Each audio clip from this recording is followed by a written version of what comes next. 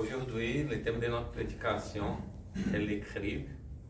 L'écribe, c'est un outil bien connu des agriculteurs, principalement de l'ancienne génération des agriculteurs, parce qu'aujourd'hui, il y a des machines qui font des services qui avant étaient simplement un service manuel.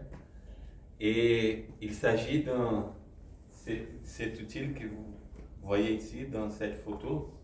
Ici, c'est la récolte du café. Le café que nous aimons autant. Alors peut-être cette photo a été prise au Brésil ou en Amérique du Sud, je ne sais pas quel pays.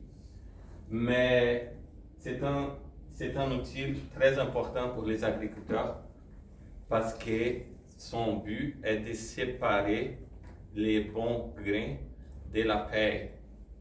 Et nous voyons ici que pour faire ce travail, il jette les grains en haut et le vent souffle pour séparer la poussière et aussi la paille. Pour la récolte du blé, il y a un problème aussi lié à la plante lui-même parce qu'il y a l'ivraie. L'ivraie, c'est une plante vraiment égale, semblable au blé. Et c'est très difficile à distinguer parce que les caractéristiques sont pareilles. Alors, c'est ça.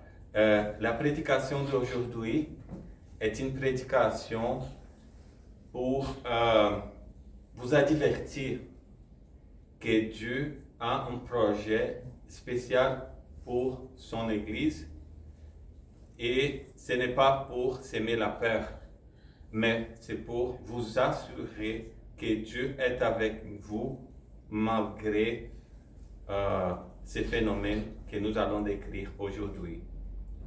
Et pour commencer aussi, je voudrais dire que cette prédication s'applique principalement à moi. C'est pour m'avertir parce que moi, je suis encore un pécheur. Je ne suis pas spécial ou différent de vous. J'ai mes difficultés personnelles aussi. Je marche dans les sentiers que Christ a mis devant moi, mais cela ne veut pas dire que parfois je tombe ici et là. Mais je continue à m'efforcer. C'est ça mon objectif. Je crois que cette prédication d'aujourd'hui, c'est pour vous stimuler à faire de même, à continuer à marcher dans les sentiers que Jésus a bâtis pour nous. D'accord? Alors, avant de commencer, je voudrais prier avec vous. Seigneur Dieu, tendre Père, que cette prédication, Seigneur, soit une prédication que le Saint-Esprit puisse s'utiliser pour toucher le cœur de chacun de nous. Que mes lèvres parlent seulement tes mots, que ma langue soit toujours, Seigneur, guidée par ton Saint-Esprit et que mes opinions personnelles soient éloignées de moi maintenant, Seigneur. Que ton Saint-Esprit soit avec nous dans toutes ces étapes et qu'à la fin, le cœur de chacun de nous soit changé, Seigneur. C'est ça que je demande au nom de Jésus. Amen. Amen. Alors, ok, juste un instant. Ok. Oh, voilà, ça fonctionne. Alors, je commence ma prédication lisant ces passages que j'ai tirés du livre d'Apocalypse, chapitre 14, versets 6 et 7. Si vous voulez suivre la lecture avec la diapositive, c'est correct, mais si vous voulez ouvrir vos Bibles, ça va aussi. Alors ici, la Bible nous dit, « J'ai vu un autre ange qui volait par le milieu du ciel, ayant un évangile éternel, pour l'annoncer aux habitants de la terre, à toute nation, à toute tribu, à toute langue et à tout peuple. Il disait d'une seule voix, « Craignez Dieu et donnez-lui gloire, car l'heure de son jugement est venue, et adorez celui qui a fait le ciel et la terre, et la mer et les sources d'eau. Comme vous savez, ça c'est le message du premier ange. C'est la troisième fois que je suis ici pour prêcher et je commence mes prédications avec ces messages. Et pourquoi? Parce que je veux qu'il soit bien clair pour notre Église que l'heure de son jugement est très proche. Les gens parlent de la grâce de Dieu, moi aussi je parle parce que l'amour de Dieu c'est incroyable. Hein? Parler de l'amour de Dieu nous étonne, ouvre notre cœur, c'est vraiment quelque chose de spécial et belle. Mais nous ne pouvons pas oublier jamais que nous sommes un étage probatoire. Et nous sommes ici aujourd'hui avec un objectif qui est nous préparer pour ces jugements. La terre entière sera jugée. Et lorsque je parlais du crible, le crible est un outil non seulement utilisé par les agriculteurs, mais aussi utilisé par Dieu. Et nous allons voir comment Dieu utilise les cribles pour secouer son Église. D'accord? Alors, lorsque nous voyons un champ de blé, c'est vraiment beau. Et nous comparons les champs de blé à une église. Lorsque quelqu'un vient ici pour prêcher et vous regarde vos beaux yeux, et nous voyons dans chaque personne l'image de Dieu, nous nous sentons vraiment bien, joyeux de voir chacun de vous ici dans notre église. Mais Dieu regarde notre église d'une façon différente. Parce que Dieu voit les cœurs de chaque blé qui est ici dans ces champs.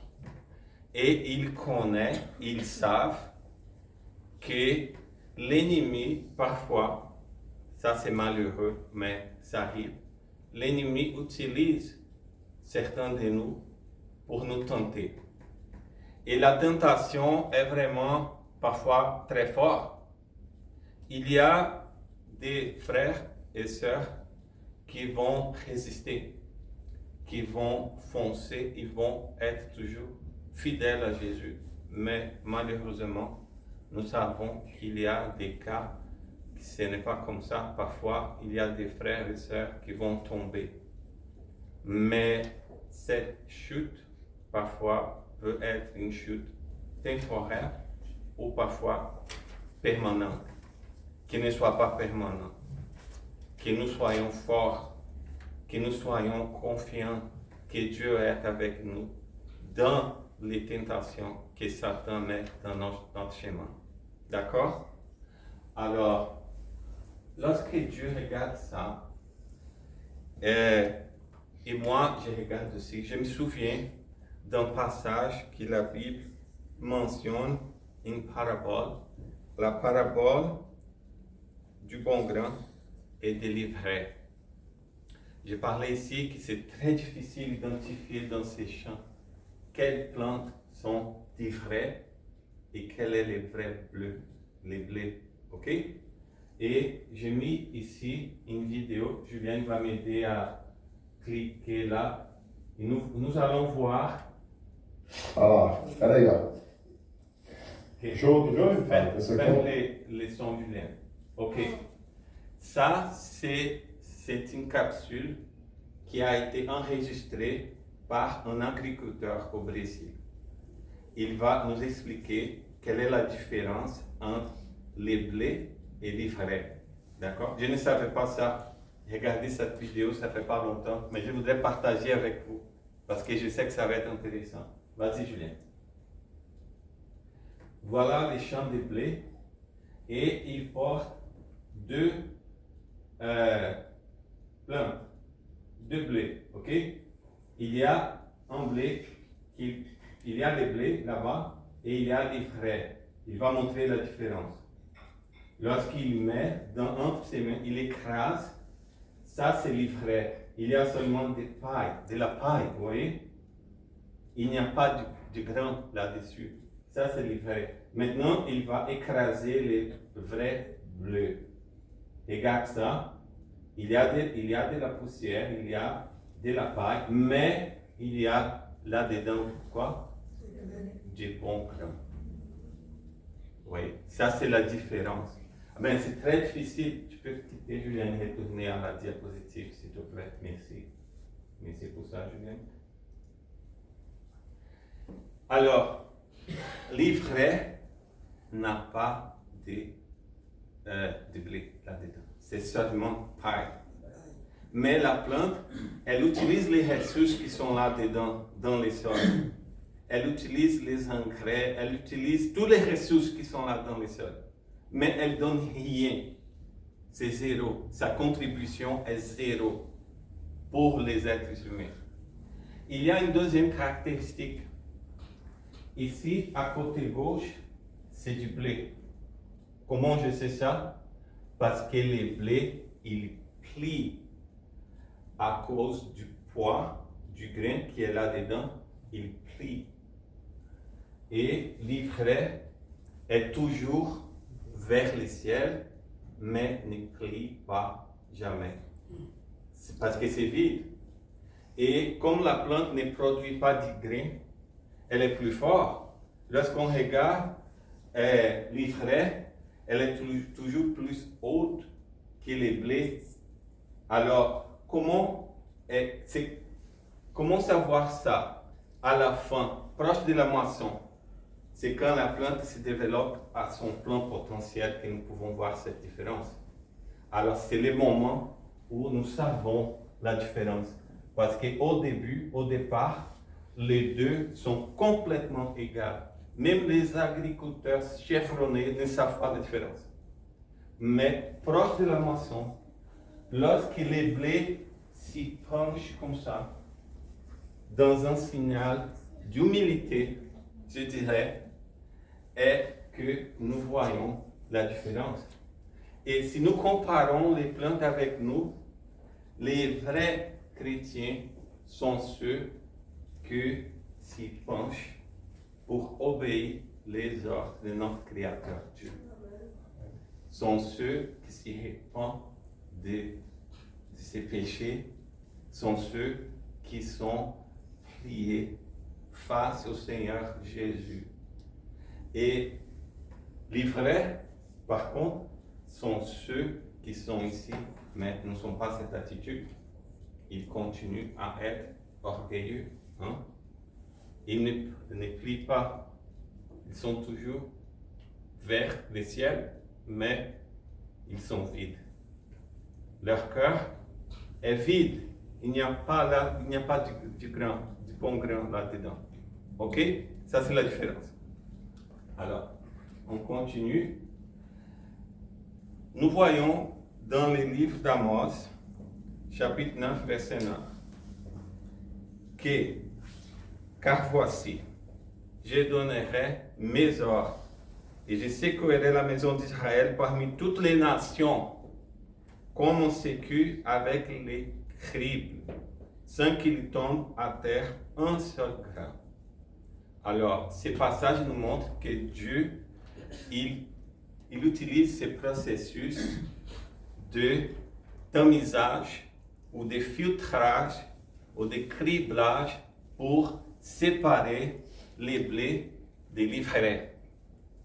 Et c'est un processus qu'ici, nous voyons, il parle de la nation d'Israël. Mais à la fin du temps, il va aussi utiliser ce même processus pour séparer les vrais chrétiens des faux chrétiens.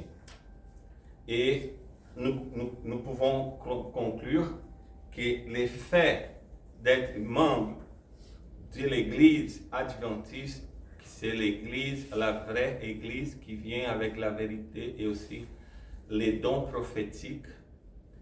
Cette Église, le fait d'être membre de l'Église adventiste n'est pas une garantie que nous serons sauvés. D'accord? Parce que notre Église sera complètement secouée.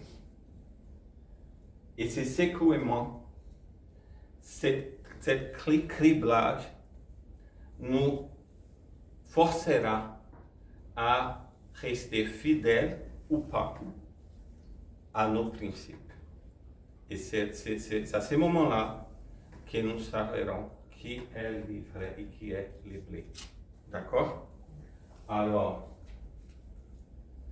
les livres événements des derniers jours de notre prophète Ellen G. White dit que quand la balle est séparée du grain,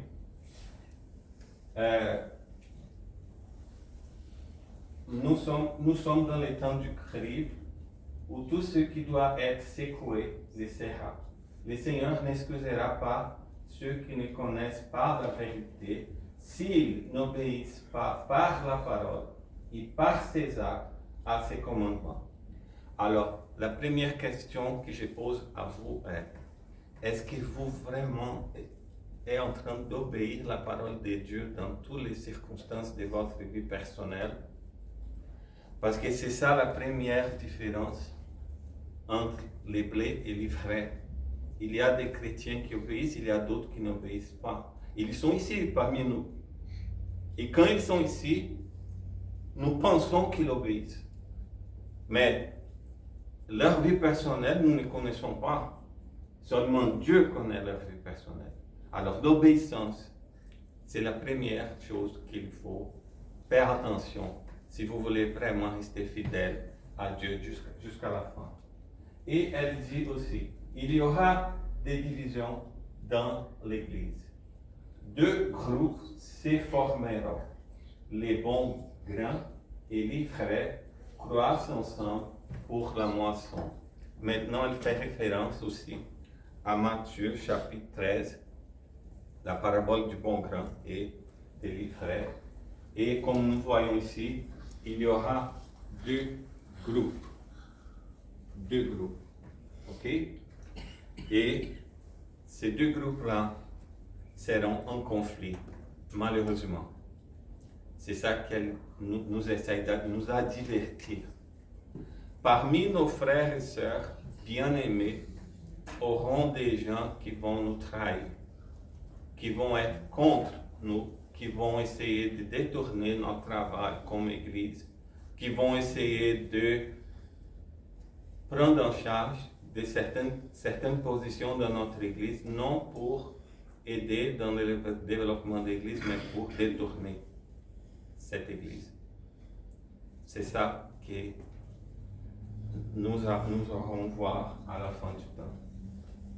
Alors, quelles sont les mauvaises herbes de Satan? Quelles sont les herbes que Satan va s'aimer dans notre champ? Il faut être attentif à tout ça parce que ça va nous aider à prévoir quels sont les dangers que nous aurons à la fin du temps. Bon, la première, et je crois la pire, sont les fausses doctrines. Nous voyons aujourd'hui qu'avec l'information que nous avons avec l'Internet, toutes sortes de doctrines sont disponibles, toutes sortes de prédicateurs, et nous passons une grande partie de notre temps à regarder tout ça et à méditer. Mais malheureusement, il y a des frères et sœurs qui sont influencés pour ces mauvaises doctrines. Il y a aussi des bons prédicateurs, il y a de la bonne doctrine, mais c'est un univers où tout est mélangé. Parfois, c'est difficile d'identifier la bonne doctrine. Et la fausse doctrine, semée par Satan, elle cause l'apostasie. Mais c'est quoi l'apostasie? L'apostasie, en autre mot, c'est la désobéissance. C'est quand quelqu'un abandonne d'une façon volontaire et publique une religion ou une doctrine, mais dans ce cas, quand la personne abandonne la bonne doctrine. Nous voyons aussi que malheureusement, l'apostasie cause la défection parmi les dirigeants de l'Église, non seulement des membres, mais même les dirigeants sont affectés pour ça. Et je ne veux pas citer ici des exemples, parce que je ne veux pas aller trop loin dans cette question. Ceux qui sont à la recherche de la vérité savent qu'il y a déjà des problèmes. Ça, ce n'est pas nouveau. Il y a des dirigeants aussi qui, malheureusement, changent d'idée par rapport à certaines questions des bases qui font partie de la fondation de notre Église. Et tout ça vient avec des pasteurs non sanctifiés aussi. Il y a des gens qui commencent les ministères comme pasteurs. Parfois, ils sont bien dans leur travail de pasteur, mais après certain temps, ils changent. Les difficultés commencent à saper leur foi et malheureusement, ils commencent à être un problème pour toute l'Église aussi.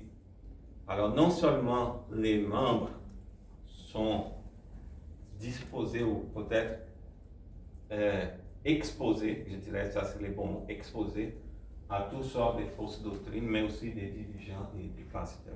C'est ça que notre sœur Ellen White nous dit par rapport au dernier jour. Et dans le livre d'Apocalypse, chapitre 3, versets 15 à 17, nous voyons que Dieu nous dit, je connais tes œuvres, je sais que tu n'es ni froid ni bouillant.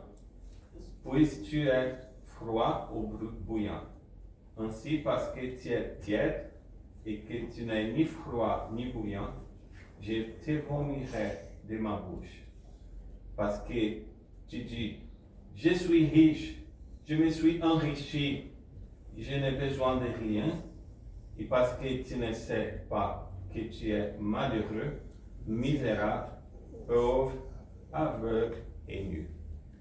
Bon, ici c'est le verset qui parle de l'église d'aujourd'hui, l'église de Laodicée. Et comme nous voyons, l'église de Laodicée, ce n'est pas une église pauvre, c'est une église riche vraiment. Mais elle confie beaucoup dans cette richesse. Elle pense que sa prospérité est la grâce de Dieu, que Dieu a versé tout ça dans ses mains. Et elle commence à oublier qu'elle est, elle est nue. Et nous avons besoin de Dieu tout le temps pour nous guider dans tous les états. L'église de Laodicée est l'église que malheureusement nous vivons aujourd'hui. Et nous voyons des chrétiens tièdes. Ils ne sont pas chauds, ne sont pas froids, ils sont tièdes. Et ces phénomènes-là ont une relation directe avec les secouements de l'Église. Parce que dans les mêmes livres, les événements des derniers jours, nous voyons que les témoignages fidèles vont causer la confrontation entre les chrétiens tièdes et les chrétiens en évolution. Ici, notre sœur dit, j'ai demandé la signification du cri que j'avais vu et on me montra qu'il était provoqué par les témoignages fidèles réclamés par les témoins fidèles aux Laodiciens. Il y aura son effet sur les cœurs de l'auditeur et les conduira à exalter la loi et annoncer droitement la vérité. Certains ne supporteront pas ces témoignages fidèles. Ils se dresseront contre lui et cette révolte provoquera les cris parmi les peuples de Dieu. Comme nous voyons ici, les témoignages fidèles du chrétien qui est chaud va causer un contraste avec les témoignages du chrétien qui est froid ou même tiède. Et cette confrontation entre ces deux groupes qui va causer aussi les secouements, les criblages. D'accord? Alors, dans l'Apocalypse 12, verset 13, nous lisons. Quand le dragon vit qu'il avait été précipité sur la terre, il poursuivit la femme qui avait enfanté l'enfant mâle. Nous voyons ici ces langages symboliques. Nous savons que la femme représente l'Église de Dieu.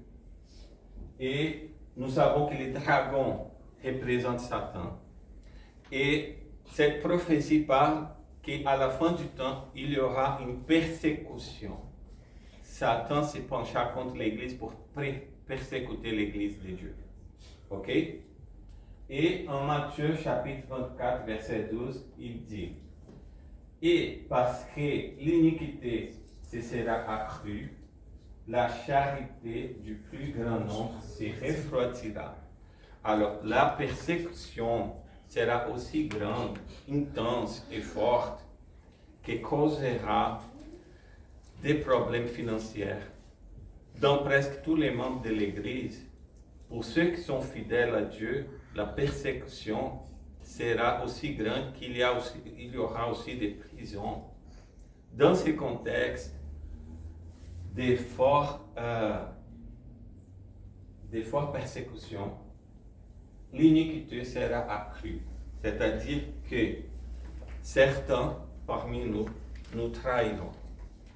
Et il faut être prêt pour non seulement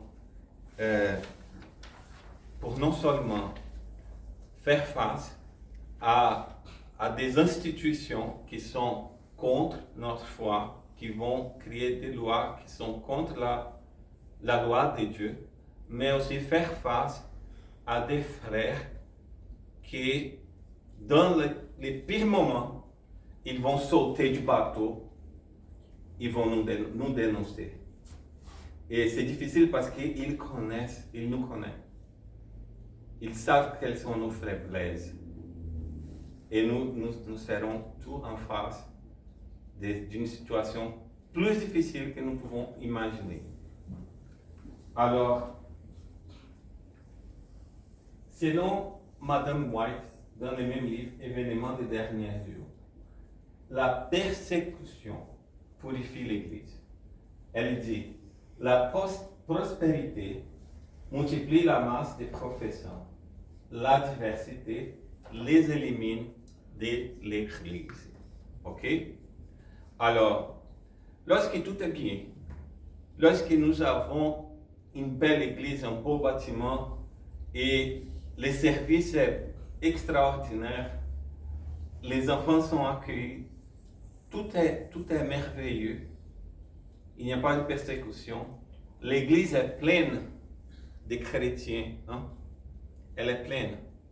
Mais lorsque la persécution commence, quand les décrets dominicaux arrivent et les gens commencent à être en désespoir, ils n'ont plus d'argent pour payer la facture, ils commencent à ne voir pas la lumière à la fin du tunnel. Qu'est-ce qui arrivera? La diversité va les éliminer. Ça, c'est le deuxième facteur. C'est les cribles. Dieu est en train de cribler. C'est le processus de criblage.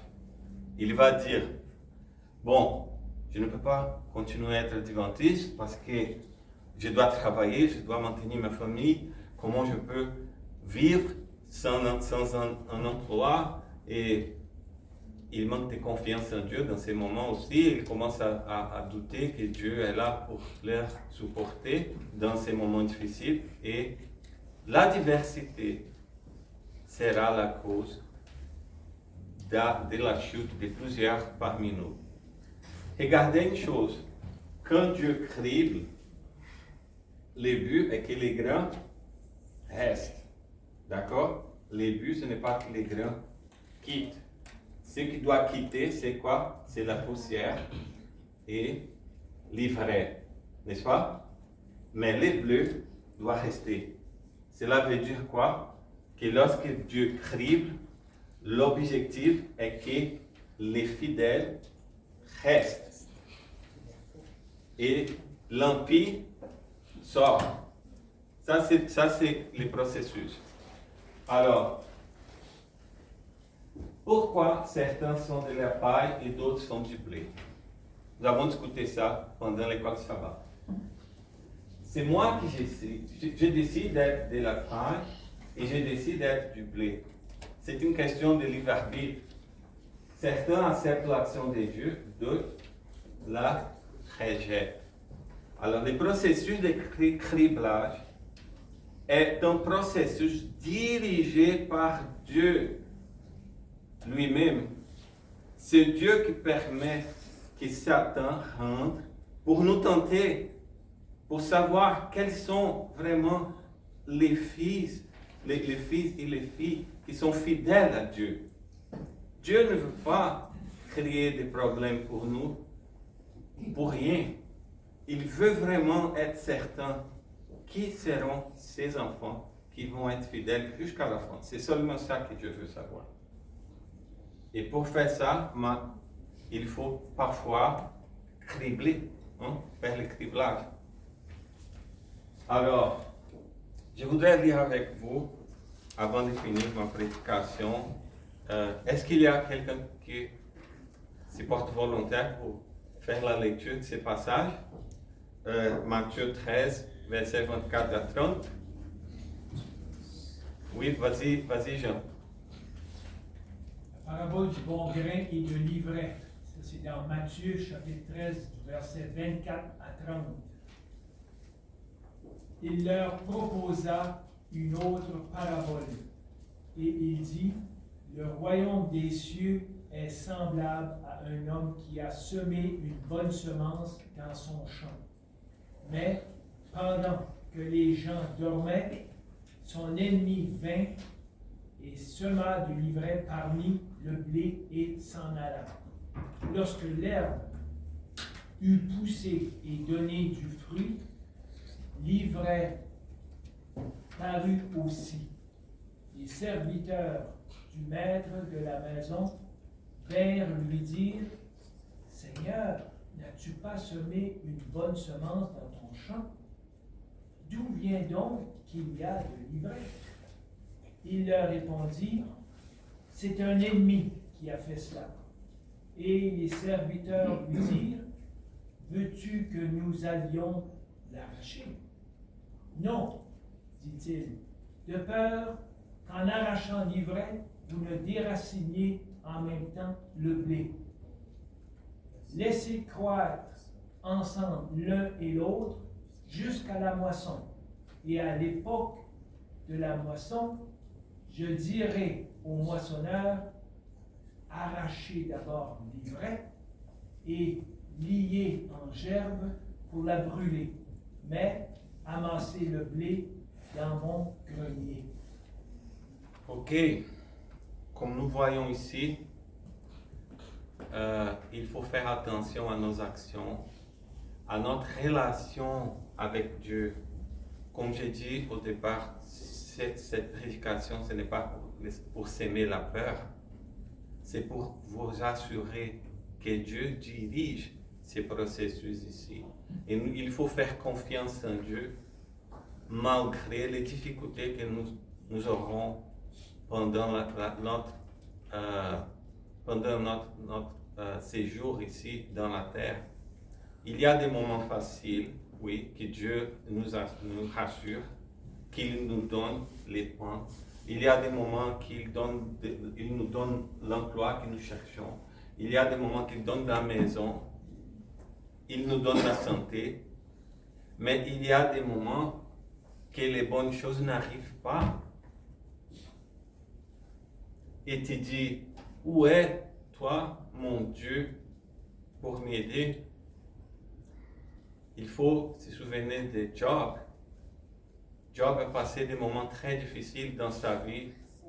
Il a tout perdu, sa famille, ses enfants, sa maison, ses champs, ses animaux. Mais Dieu était toujours avec Job. Job a été secoué par Dieu. Et nous serons secoués aussi. Il faut être fidèle malgré les circonstances. Les circonstances ne disent pas si Dieu est avec nous ou pas. Il y a des moments que les circonstances sont terribles. mais Dieu est avec nous malgré les circonstances. Gardez la foi forte en Dieu, d'accord? Alors, pour terminer, je veux lire avec vous ce dernier passage parce qu'ici explique la parabole du bon grain et des livraires. Matthieu 13, versets 36 à 43. Alors, il renvoya la foule et entra dans la maison. Ses disciples s'approchèrent de lui et dirent, « Expliquez-nous la parole des livraires du champ. » Il répondit, « Celui qui sème la bonne semence est le Fils de l'homme, Jésus. Les champs, c'est le monde. La bonne semence, ce sont les fils du royaume. Les frères, ce sont les fils du malin, les fils de Satan. L'ennemi qui l'a sémé, c'est le diable. La moisson, c'est la fin du monde. Les moissonneurs, ce sont les anges. Or, quand on arrache l'ivraie et qu'on la jette au feu, il en sera de même à la fin du monde. Les fils de l'homme enverra ses anges qui arracheront de son royaume tous les scandales et ceux qui commettent l'iniquité. Et ils les jetteront dans la fournaise ardente où il y aura des pleurs et des grincements des dents.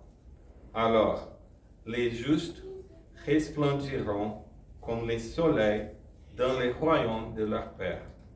C'est que celui qui a des oreilles pour entendre, entende. Alors, merci pour votre attention, votre participation. Merci, Jean. Je voudrais faire la prière de fermeture. Seigneur Dieu, merci pour cette parole d'aujourd'hui, que même dans les circonstances plus difficiles, Seigneur, ta voix soit dans notre cœur à nous guider et que notre confiance en toi ne sera jamais sapée par les pièges de Satan. Que ce secouement, Seigneur, soit la preuve que nous sommes avec Jésus, que notre cœur est avec toi, mon Dieu, et que nous soyons forts, confiants, et que ta présence soit toujours dans tous ces moments pour nous guider, nous aider. Merci pour cette prédication et pour cette journée d'aujourd'hui, Seigneur. Que chacun de nous puisse retourner à notre maison en paix et en sécurité, et que ces jours de sabbat soient bénis. Je demande tout ça au nom de Jésus. Amen. Amen.